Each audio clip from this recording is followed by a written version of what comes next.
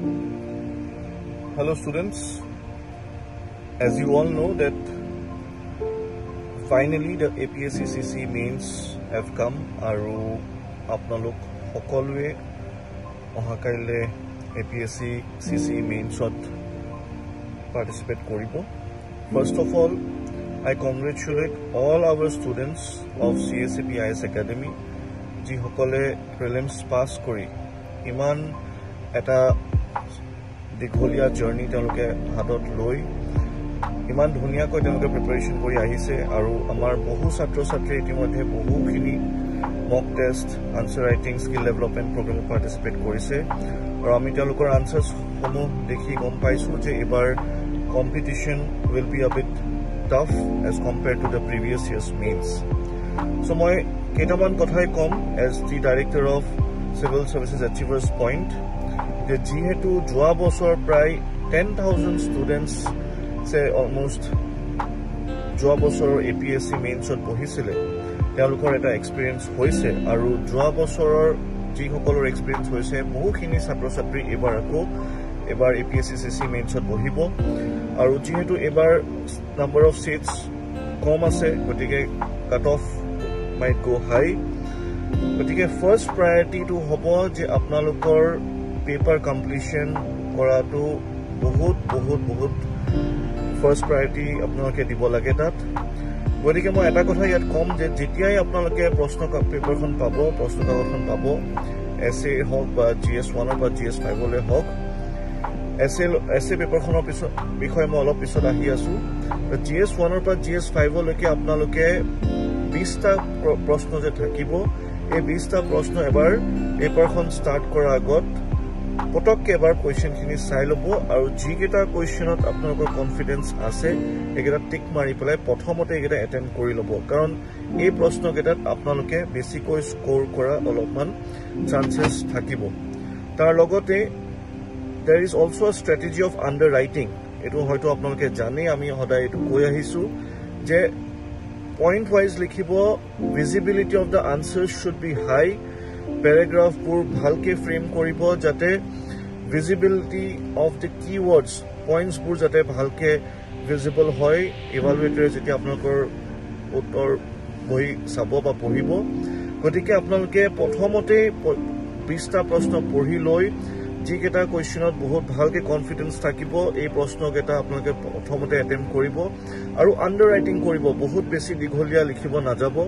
jodi 4 খন পেজও আছে 15 মাৰ্কৰ প্ৰশ্নবোৰত 4 খন পেজ লিখা is not compulsory 3 খন পেজতো আপোনালোকে বেষ্ট মাৰ্কস আনিব পাৰে এই প্ৰশ্নটো এটা কথা মন কৰিব ইয়াত যে সকলোৱে তো এভাৰেজ লিখিব পাৰিব প্ৰত্যেকটো প্ৰশ্নত কিন্তু প্ৰশ্নটো হল যে আপোনালোকে অলপ এটা মাৰ্জিন কেনেকৈ ক্ৰিয়েট কৰিব পাৰে মেইনছৰ মাৰ্কছৰ সময় দ্বাৰা গতি ইয়াত প্ৰত্যেকটো প্ৰশ্নত অলপমান আপোনালোকে কাৰেন্ট এফেয়াৰ যিখিনি নলেজ আছে please trust your mind right now বহুতখিনি আপোনালোকে অলৰেডি পঢ়িছে ৰিভিজন কৰিছে নোটছ বনাইছে আনসাৰ ৰাইটিং প্ৰেক্টিস কৰিছে যদি কোনোবাই কৰাও নাই trust your process of preparation যিখিনি আপোনালোকে লাষ্ট many months বহু কে মাহত আপোনালোকে দিছে আপোনালোকে কষ্ট কৰিছে গতিকে যিখিনি কাৰেন্ট এফেয়াৰ্ছৰ পৰ্চন হক বা যিমানখিনি পাৰে অলপ মাল্টি ডাইমেনশনাল কৰিবলৈ চেষ্টা কৰিব অলপমান আনসাৰবোৰ অলপমান ডিফাৰেন্ট কৰিবলৈ চেষ্টা কৰিব এভাৰেজ ক্যান্ডিডেটছতকে যাতে আপোনালোকৰ টাৰ্গেট হক যে প্ৰত্যেকটো প্ৰশ্নৰ উত্তৰত 1 বা 2 নম্বৰ আপোনালোকে বেছিকৈ পায় as compared to the average candidates যাতে এটা কথা ইয়াত মন কৰিব যে প্ৰত্যেকখন পেপাৰত যদি 20 টা প্ৰশ্ন যদি আপোনালোকে 1 নম্বৰকৈ বেছি পায় তো প্ৰত্যেকখন পেপাৰত আপোনালোকে 20 নম্বৰকৈ বেছি পাব আৰু 5 খন পেপাৰত জিএছৰ 100 নম্বৰ প্ৰায় আপোনালোকে এটা মাৰ্জিন ক্ৰিয়েট কৰিব পাৰিব which will help you to secure a top rank in the exam so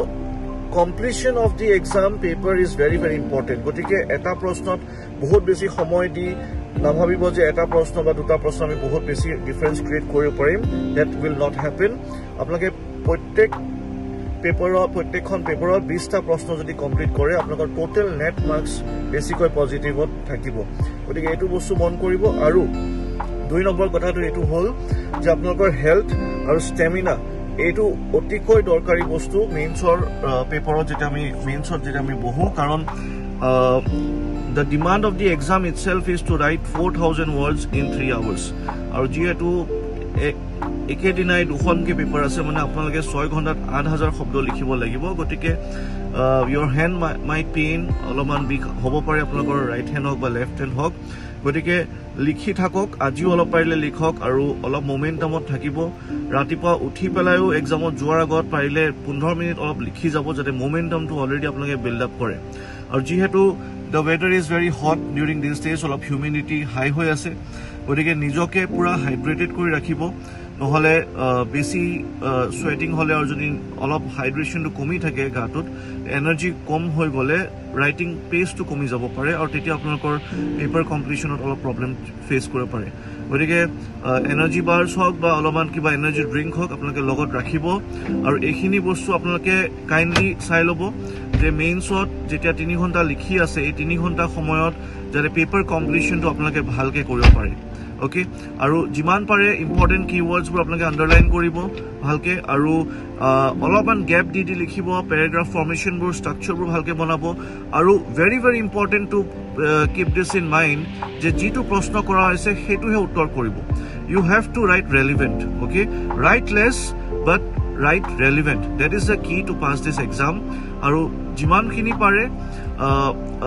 যিখিনি কিৱৰ্ডছ আছে বা যিখিনি ধৰিলক GS3 ইকনমিক্সৰ কোৱেশ্চন আহিছে ধৰিলক এটা প্ৰশ্ন আহিলে যে ইকনমি অফ আসামৰ ওপৰত এটা প্ৰশ্ন আহিছে তো ইয়াতে যিমান পাৰে মাল্টি ডাইমেনশনাল কৰিব হিষ্টৰিকেল এংগল এটা দিব জিওগ্ৰাফিকেল এংগল এটা দিব কালচাৰেল এংগল দিব পাৰে এথিকেল এংগল দিব পাৰে এনভায়ৰনমেন্টাল এংগল দিব পাৰে টেকনলজিকেল এংগল দিব পাৰে পলিটিকেল গভৰ্নেন্স এংগল দিব পাৰে ইন্টাৰনেশ্যনেল ৰিলেশনছ এংগল দিব পাৰে যেনেকৈ এক্ট ইষ্ট এছিয়া পলিসি কেনেকৈ অসমৰ ইকনমিক ইম্পেক্ট পেলাব পাৰে so you try to think from the সিলেবাসখন আজি অহা কাইলে আপোনালোকে এক্সামত যোৱাৰ আগত আজি পাৰিলে সিলেবাসখন আকৌ এবাৰ গোটেইকেইটা পইণ্টছ ভালকে চাই লওক GS2 ৰ পৰা ধৰক পলিটি গভৰ্নেন্স IR ইণ্ডিয়ান ডায়াসপৰা বা সোশ্যাল জাষ্টিছৰ পাৰ্সপেক্টিভবোৰ আনক বা GS3 পৰা ইকনমিক্স এনভায়ৰনমেন্ট সায়েন্সৰ টেকনলজিৰ বা সিকিউৰিটি বা এনভায়ৰনমেন্ট বা এনেকুৱা ধৰণৰ এগ্ৰিকালচাৰ পাৰ্সপেক্টিভবোৰ আনক বা এথিকেল পাৰ্সপেক্টিভ আনক বা অসমৰ পাৰ্সপেক্টিভ আনক গতিকে এই গোটেই এটা আপোনালোকে যদি সিলেবাসখনৰ সহায় লয় গোটেই এটা multi dimensional thinking process already আহি যাব বেছি টাইম ওয়েস্ট নহব পইণ্টছ ওলাওতে গতিকে এই প্ৰসেসটো আপোনালোকে মাইন্ডত অলৰেডি ৰেডি কৰি যাব আৰু আশা কৰিছো আপোনালোকে ভালকৈ পৰীক্ষা দিব পেপাৰ কমপ্লিট কৰিব পাৰিব আৰু প্ৰশ্ন যদি এটা কঠিন প্ৰশ্ন পায় তো হেতু বেছি লাগি থাকিব নালাগে শেষলৈকে ৰাখিব যিমান পাৰে এই প্ৰশ্নটো অলপ মাল্টি ডাইমেনশন ভাবি পেলাই কিবা হলেও লিখিত আহিব পেপাৰখনৰ যিকোনো প্ৰশ্ন আপুনি আইডিয়া নাথাকিলে এৰি থৈ নাহিব 1-2 নম্বৰ ইয়াত মেটাৰ কৰে গতিকে আশা কৰিছো আপোনালোকে পেপাৰখিনি কমপ্লিট কৰিব ভালকে প্ৰেজেন্টেচন কৰিব আনসাৰ্সবোৰ ষ্ট্ৰাকচাৰ্ড ৱেত লিখিব আন্ডাৰলাইন কৰিব ইম্পৰ্টেন্ট কিৱৰ্ডছবোৰ আৰু আন্ডাৰৰাইটিং ষ্ট্ৰেটেজিটো ফলো কৰিব 4খন পেজ থাকিলে বুলি 4খন পেজ ফিল আপ কৰাৰ ইয়াত কোনো প্ৰয়োজন নাই 3খন পেজতো আপুনি বেছিটা পইণ্টছ লিখি পেলাই বেছি নম্বৰ আনিব পাৰে গতিকে that is from my side মেইনছৰ পিছত আমি লগ পাম আশা কৰিছো আপোনালোকে এবাৰ সকলো উত্তীৰ্ণ হ'ব এই পৰীক্ষাত আৰু একোজন অফিচাৰ হৈ ডিফাৰেন্ট সাৰ্ভিসেছত জয়েন কৰিব গতিকে all the best from my side and also on behalf of Civil Service Achievers Point let's meet after the exam thank you bye bye take care